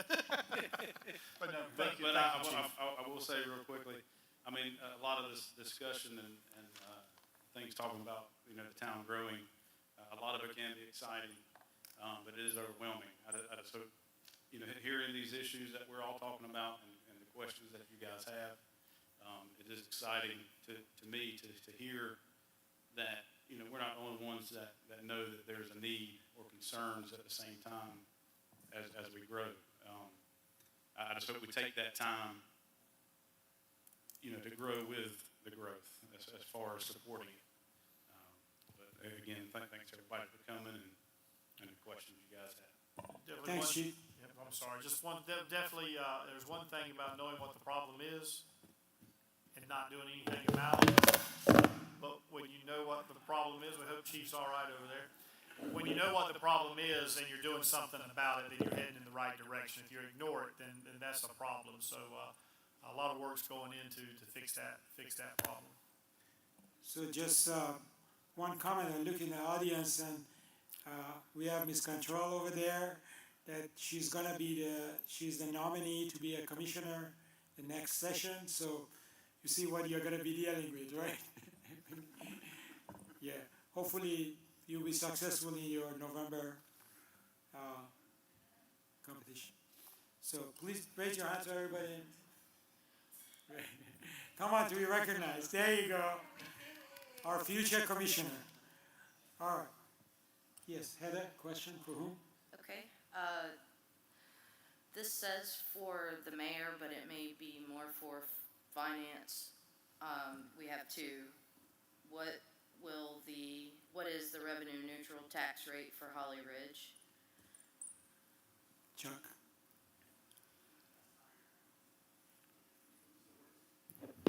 Yeah, this still works. So when I did the revenue neutral rate for the town, you probably read it. I'm not sure if that was presented, but it was right around 24 cents per $100 of value. However, that was based off of last year's values and last year's budget. One thing that value didn't take into consideration when it figured out net neutral is we had to pull a little over $1 million out of our fund balance, out of our savings, in order to make budget last year. So if you take last year, the average penny was about $80,000 per penny. So if you take $1 million divided by 80,000, that's how many pennies of tax rate could have gone up just to make the budget. But council chose to keep taxes low, and we went into some of our savings to make sure that happened. There's a second part. How much additional revenue will be generated if the town adopts tax rate of 34 cents or 36 cents instead? If we're going back to 2025 values, every penny again is about $80,000 per penny. So if you're looking at 2 cents of tax increase, that's about $160,000 to the town in revenue. And I'm not sure if everybody saw what it does to your tax bills, but you know, basically it's for every 100,000 in tax in value you have, it's about $10. Well, it's about $10 to your tax bill. Thank you, Chuck. Yeah, we have to. I'm sorry, 100. Sorry, $100. My math was wrong. What's that one?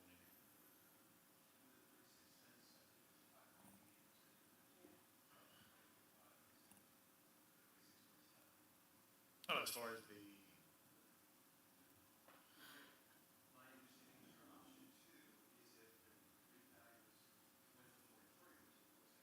Yes.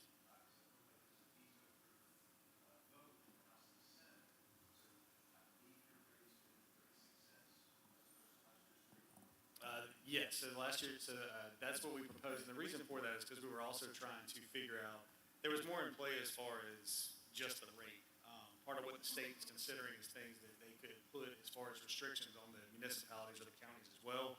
So our board was sitting there trying to figure out what's the best way to position ourselves for future years. Now, with knowing that we're gonna be on 2025 values, I know the board is gonna be meeting again to discuss those rates. Heather and I are gonna have to sharpen our pencils and go back to work on the budget. To redo it, so that 36 cents is where we're right now. I'm not sure where we'll fall by the time the 16th gets here. That is up to council. We could go either way with that. It could be significantly more, or they could try to reduce, depends on what they want to do with the fund balance. Yes, sir. Okay. Thank you, Chuck. This question is for Congressman Murphy. Has the land for Project Ajax been tested for toxins that can cause cancer and other ailments down the road? That's a question that's gonna have to be directed to the mayor or Mr. Howard here. Well, we don't do testing in Congress, so. So, the land has the land been tested? So I know that the developer, from my understanding, they're in a due diligence phase for that. So I know that they're working through whatever's required through their due diligence. As far as Onwasa's position is, we are the landholder, and we gave the option to JOED, Jacksonville Onslow Economic Development Group, who then sold the option or transferred the option to the developer for Ajax. So I'm not specifically sure exactly what testing they're doing through their due diligence, but that's kind of where I would say that falls. But, Okay. Frankie, could you sort of describe, because we have heard this before regarding water quality and the wells and so forth. I know there are a couple of operating wells and there are going to be 2 more. Could you talk about your process of looking at the quality of water? I know there was a lot of discussion about PFAS and so forth, and I know that the wells are deeper to deal with that, but could you talk about that a little bit? Absolutely. So we do have operating wells out there, well 10 and 11 are along Highway 50, which is part of the Wachovia tract. So those are being carved out as this option is being developed.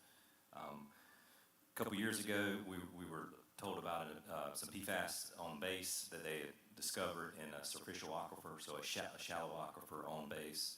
So we actually postponed using those wells until we learned more about that situation. Base has been very transparent with providing data through their testing and their engineers. And in fact, there's a report that's available, I believe, on some of their websites for that review committee. And Royce and I actually attended one or 2 of those meetings. So they're providing data. We're testing our wells to see if there's any migration of PFAS, and we haven't seen any that are concerning our consultants that monitor the usage of those wells. Again, yeah, they're in the superficial aquifer, so maybe 20, 30 feet deep. Our wells are significantly deeper. We're in a different aquifer for where we draw water out from. There can be movement, in that, so which is why we're monitoring, but it's a slow movement. So based on what our geologist has told us, we actually increased the production of those 2 wells, and we're actually looking at 2 more wells that are further into Wachovia Tract, further away from the base, that are even better producing wells as far as gallons per minute. Yeah, we just test, maybe you can describe, if I may, because again, this question has come up, what regulations are you bound to in terms of quality of water from DEQ or other places? Yeah, I mean, there's a list of items that we have to test for regularly, and you can go to our website and look at our water quality report and see things that are required by the state. We actually went above and beyond and added some additional testing that customers have requested that the base does for some of their wells on base. So we added that and tested those wells in that area and shared that information. So we're meeting those requirements. The state monitors it pretty closely, and if you have a spike in numbers, you're required to post that in the water quality report. Thank you. This next question is also for you, Frankie. Talking about new things to come, what about all the problems with current pipes and flooding residents' homes, displacing elderly, and causing massive bills with damages, and not fixing the pipes and not paying to fix homes my mother's home. Absolutely. So, and I think I talked to this customer a little bit in the break, so, and I'll follow up to see more specifically. I know when we have an unfortunate backup incident in the sewer collection process, we do turn that over to our insurance, to file a claim. So it's unfortunate to hear that maybe that fell through the cracks, and so I'll definitely find out what more details about it. Things can happen in the collection system, especially if it's a gravity system. Lines do get, clogged up occasionally. We take responsibility from the clean out back to the main water sewer line and then on to the plant. We did take over a huge system in this area. The Plurus system was a privately owned system, so there perhaps are some lines out there that weren't built to our standards if they were built new today, so we're having to go through and address that. And we are making some improvements as we can budget it. And in fact, I forgot to mention that in our budget documents, and you can see this online as well. The capital improvement plan that was adopted as part of our budget includes $636 million worth of projects over the next 10 years. We did add 2 new line items this year, $5 million a year for water line rehab and replacement, and then $2.5 million a year for sewer line rehab and replacement. So that gives us some avenues for funding those types of projects built into our capital improvement plan. So I hope that answers that question. I know, you know, our system is definitely not a new system when you look at the county, particularly with the towns too. The town systems that we took over are quite old, if you will, so we have to go through and make renovations and do things as we can budget them. And there are, based on some of the things, you can't just replace all the pipes, so as they break, you replace them. Yeah, oh, absolutely. So if we have a situation where we have a break, we'll go in and replace a section of that pipe. But we are evaluating areas that we can do larger replacement projects where we have to go through and replace the entire line if we have to. Great, thank you. Also for you, Frankie, if Jacksonville has their own water system, why do they have 2 seats on the Onwassa board? No, that's a great question. That's one for the history books. You know, if you want to go back and look at some of the old minutes, I think there's some debate about that back and forth. I think what was a little hard to accomplish with the way we were formed, we were a special unit of government that was allowed by the legislation at the time. So in order to change certain things, you do have to go back and get special legislation to do so. We were able to work with the towns and do the different amendment that we have this year where we're allowed to have non-elected officials.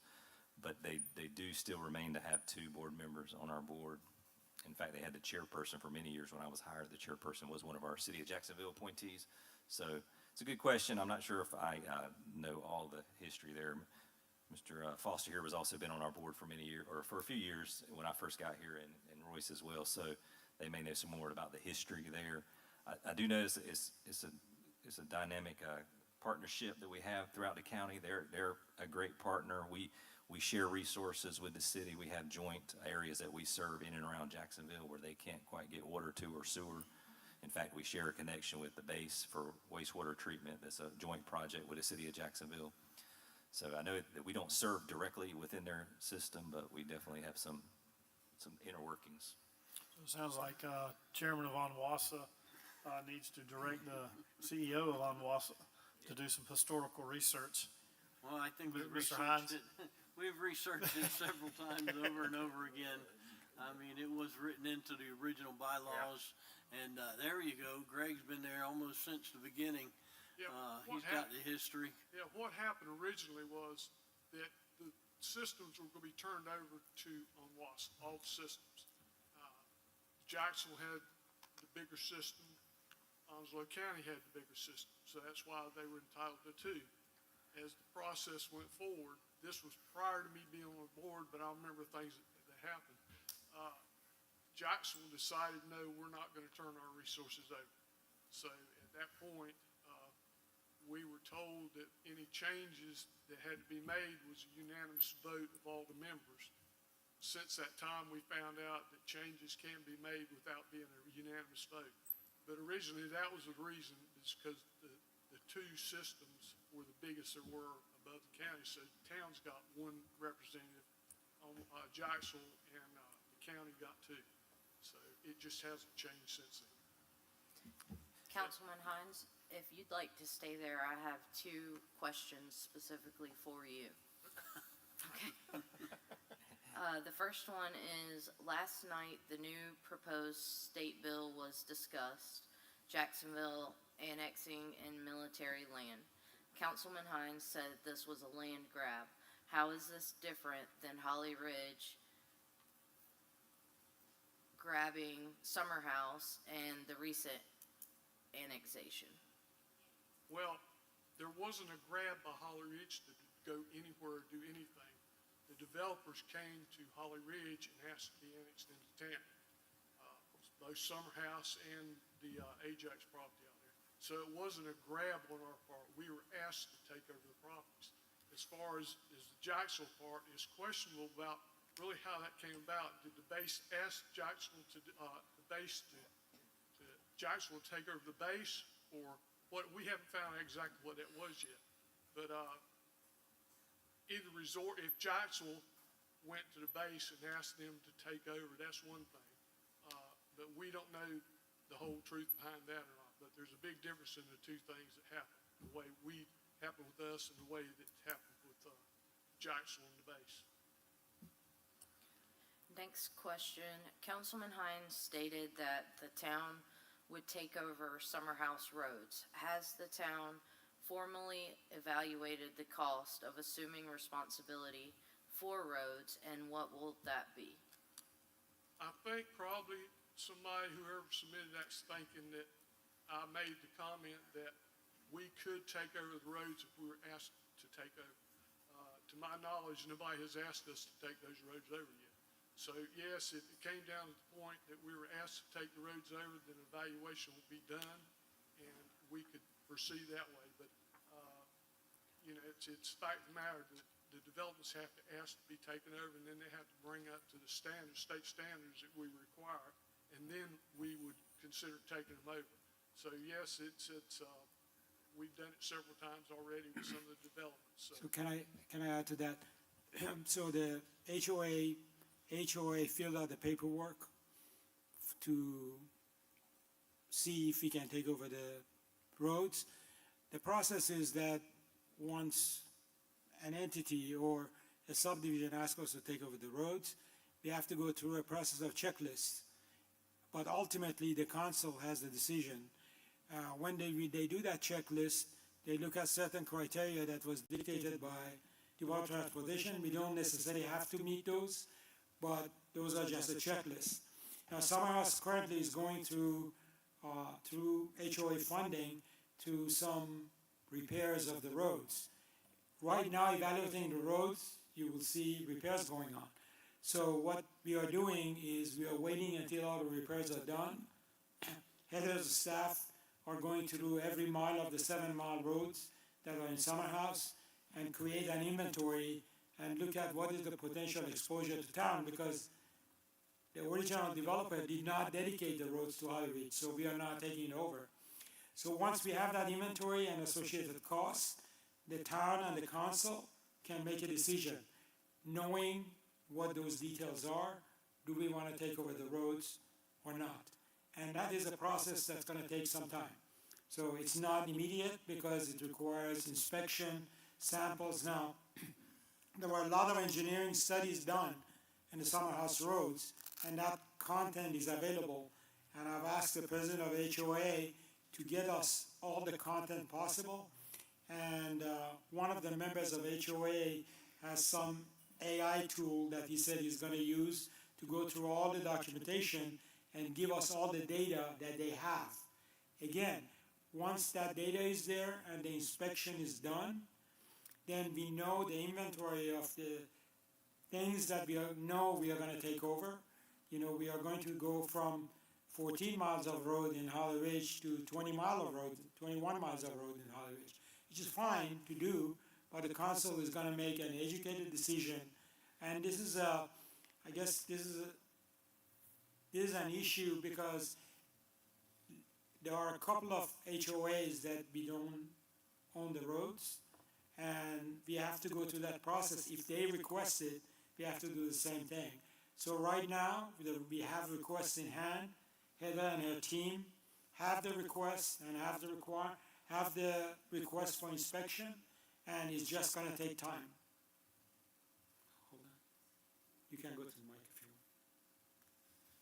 you want. It's regarding this subject?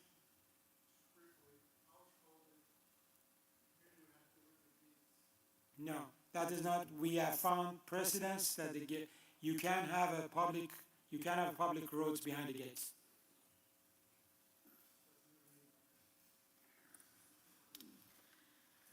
The next one says it's for schools.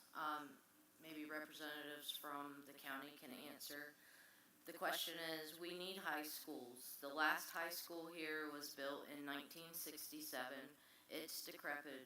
Tiles falling on students, HVAC doesn't work, overcrowded, track is unusable, cannot keep rooms livable, boarded up windows, so why no high school?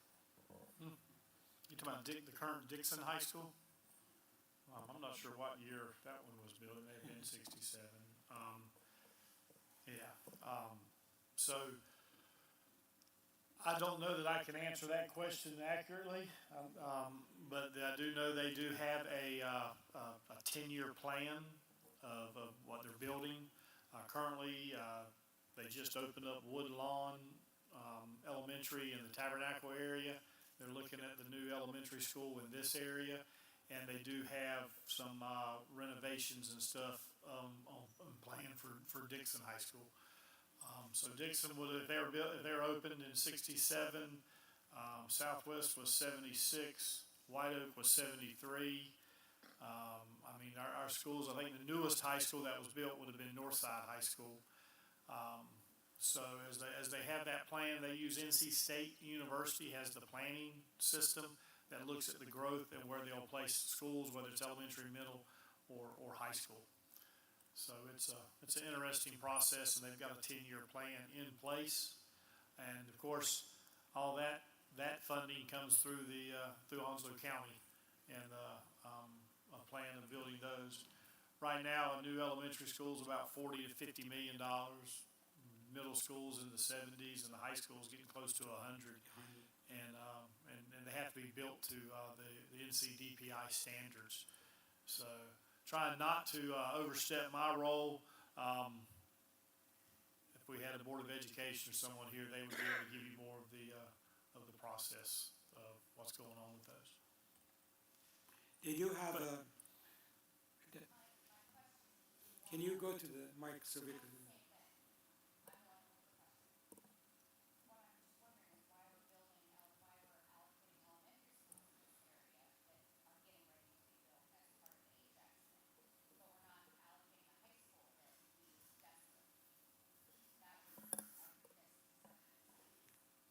So I can tell you, I've met with the superintendent and the COO of the school system, and we look at the projection, and that's a natural question, because what I say, these elementary schools that you're building, or the elementary schools that are already overcrowded, they're going to go to middle school, and then they're going to high school. It's a natural progression, so you have to plan it. They do have a 10-year plan, and they have allocated money for it. But as Chairman said, a high school is right now running about $100 million, and middle school is about $70 to $80 million. So they have to go to the county with a budget request over a period of time because they're funding. The other thing that I talk about in terms of sort of future growth is that their future budget request is based on the population. So it has a direct relationship. Schools are always a phase or two behind population. They don't build the school ahead of population growth.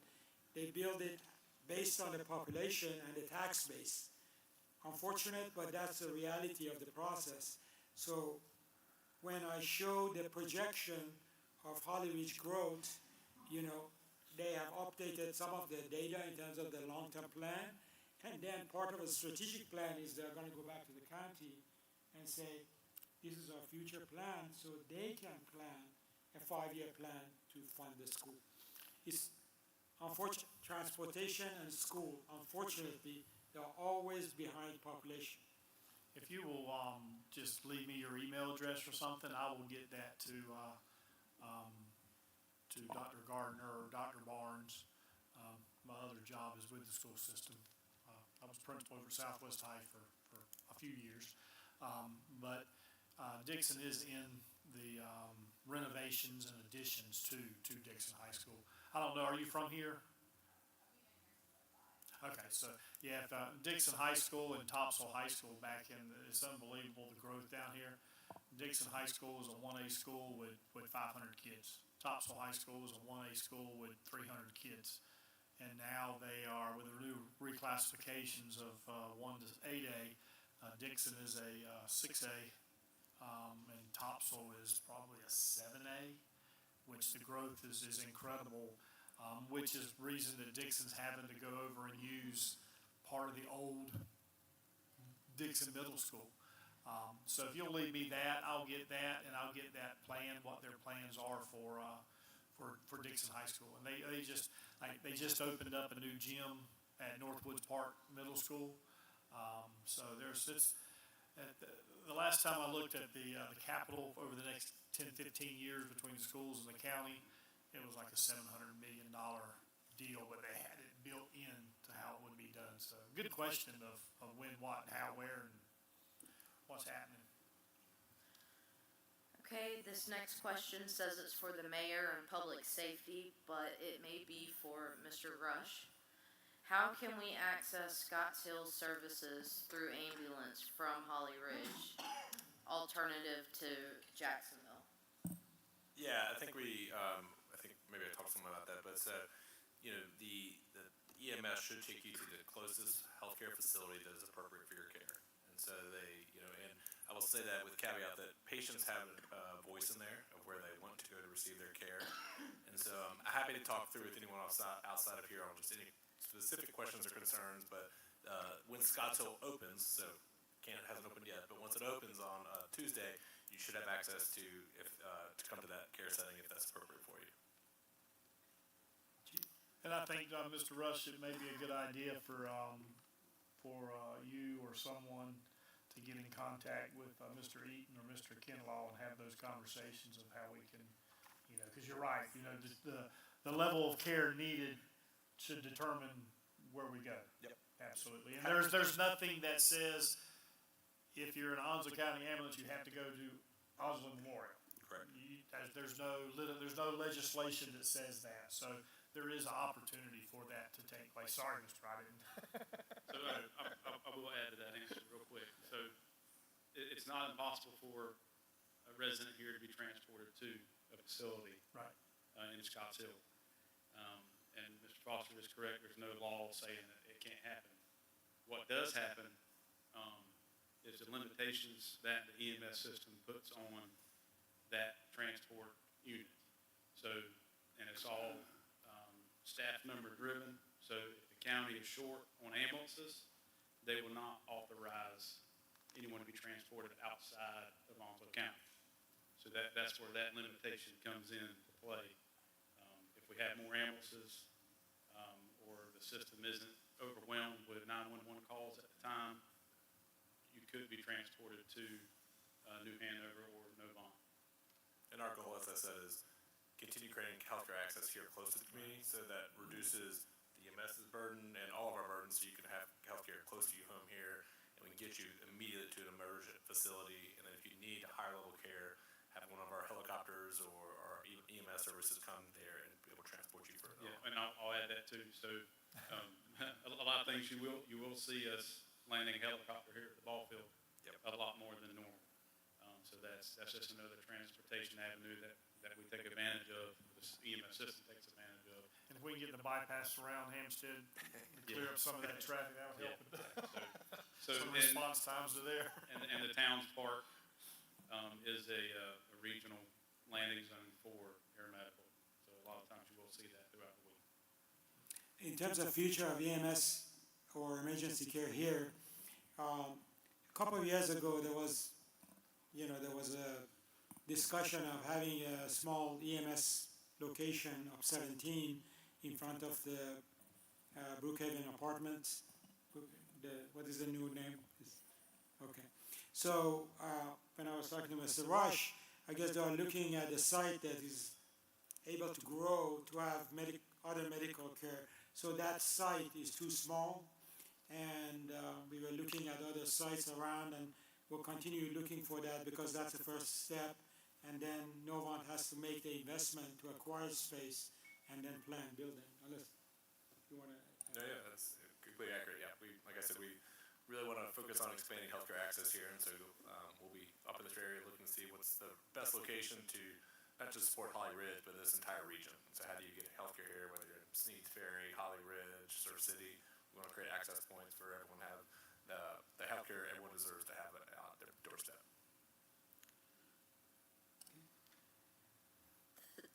Excuse me, this one says it's for the mayor, planning director, with the traffic topic. Are there plans to widen Highway 17 through Holly Ridge to accommodate Camp Davis and other growth, which will impact traffic? Do you want me to respond? Go ahead. Yeah, I think it was alluded to earlier, related to transportation, particularly Highway 17, excuse me, Highway 50 and Sound Road. Those are all North Carolina Department of Transportation controlled highways. So the town doesn't have any authority for any of widening projects or anything. There has not been any conversations that I've been exposed to that would lead me to believe there are plans to expand highways or widen Highway 17. So the way I've learned things work with the Department of Transportation is that I know a lot of people were concerned about transportation during annexation and so forth. So what happens is that once you project the population, you project the number of vehicles. But most importantly, the Department of Transportation does something called transportation impact analysis and traffic count, where you can't have a traffic count until all the building is completed. So it's a sort of chicken and egg, and Department of Transportation is always a phase behind. It's just the way it is. It is the way, at least I've seen it in several states. And Heather has been involved in talking to Department of Transportation as well. The next step in any growth is as maybe building, the development plan is finalized and we know the number of homes and the number of people. That's the beginning of talking to the Department of Transportation, but they won't do anything and they won't do any real plan until that transportation impact analysis and traffic count is completed. I mean, look at Surf City with all the traffic, the 50,000 people traffic that goes through Surf City. They just, after they did all that analysis, they decided to widen the intersection between 50 and 210. So they are very much behind the ball, and that's just the way they work. I've always said DOT is a reactive organization and never a proactive organization. Because if they started building or doing something like that and planning, I mean, you know that could be a $30 or $40 million project. And then let's say something goes wrong in Camp David or Camp Davis, and it doesn't move forward. So now NCDOT is looking at a $30 or $40 million expansion or work, and what they built it for didn't happen. So it's going to have to show the need before the build comes, which makes sense because you always heard about the bridge to nowhere when somebody built I can't remember what state it was, built a bridge, and what was supposed to happen on the other end did not happen, so it was just a bridge to nowhere. So that's just an honest assessment of that, and I think it's pretty accurate. They are definitely reactive. That is all the questions, Mayor. Okay, we are right at the 2-hour mark, so thank you all for being here. We're going to stay around. All the guests are here. I would like to thank all the guests that are here. I appreciate you being here. Thank you so much for coming here, taking from the time. We're going to have more communication, and you're welcome to ask questions from them. Thank you all, and have a good night.